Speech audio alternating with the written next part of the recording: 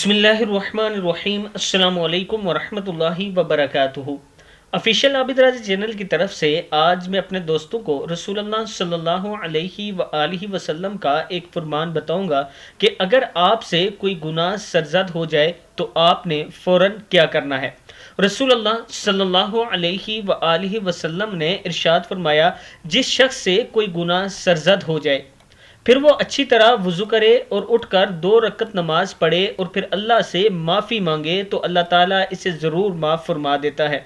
अबू दाऊद की हदीस है। फिर सुन लें, अगर आप कोई गुनाह कर देते हैं तो उसके बाद आपने अच्छी तरह वज़ू करना है और फिर उठकर 2 रकत नमाज पढ़ें और फिर अल्लाह से माफ़ी मांगें तो अल्लाह ताला आपको ज़रूर माफ़ कर देगा।